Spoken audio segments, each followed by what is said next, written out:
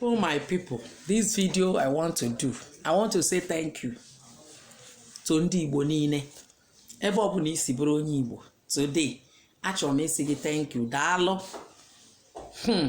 Ana m aga today ofu onye obodo a ndị ofe mmanụ wee na-akọrọ m sị m na ndị Igbo ma ihe na asị maka ihe a na-eme n'obodo anyị bụ Nigeria na onwero dịka o si emetụta ndị Igbo na-arụ maka na before na-ebu ụzọ wee kpọfasị wee hapụ Igbo n'ihe Igbo na-eme abụọ business adị depend on somebody.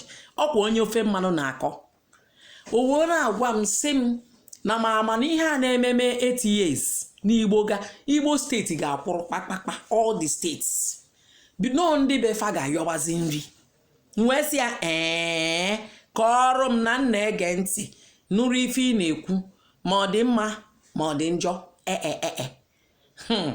ọkụ ya ka m si wee ka m nụtara ịkọ a ka m kọtụkpalụ n'unu ka unu nụta. My people, the man come tell me say hunger wan killing people. If I go inside their place na there I go know say hunger dey.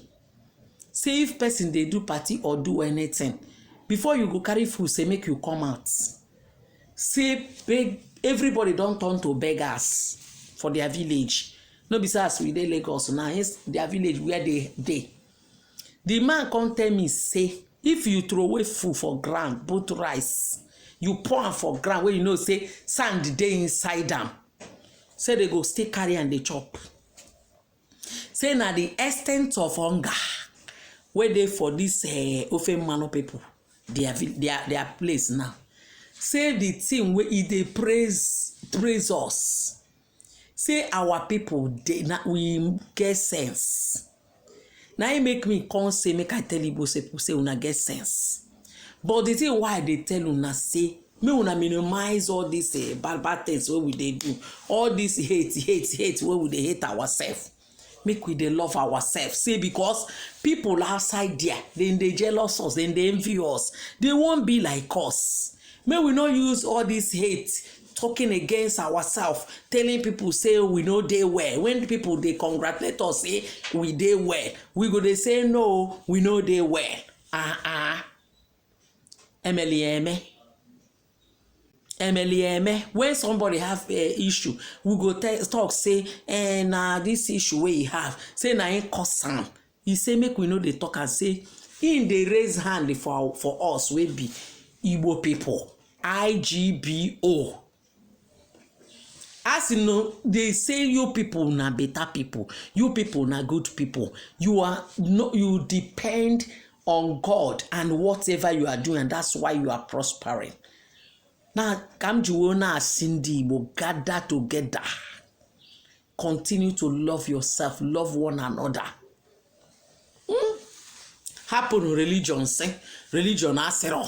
Happen menana say, or menana say hon. Happen dibia say, dibia say hon. Happen pastor say, pastor say hon. All these things kai worry a wopo na akoko. Kai mebero nwanne, kai tekoriba. Nke na-ekpe kpewe, nke na-ekpe ka mkpewe. Mana ya mene gị chọọ inye nwanne gị aka isi mba na nwanne gị abụrụ onye ụka unu na ị ga-enyere ya aka. Nyere onye ọbụla ịfụrụ aka ma ịchụ inye aka, ọ ga-abụ ngọzi Chineke na-adakwasị gị n'arụ. Onye nsị ka nkwa chọọ m ịkpa afa mmadụ na vidiyo a. Mana ngwa gị mmekata mepe ọnụ gwa gị ndị na-ediskọs ndị Igbo, ị ga-ama na anyị ejebego. Ịghọtago? Anyị ejebego. Ihe anụnwa ndị a na-fụnara anyị votu, fụrụ anyị aka otu a napụ anyị votu. Ngwa gị na ọ na-ekpo ha ka o sekịta ya ekwe. Okpogbugo ha. Good relationship na-eweta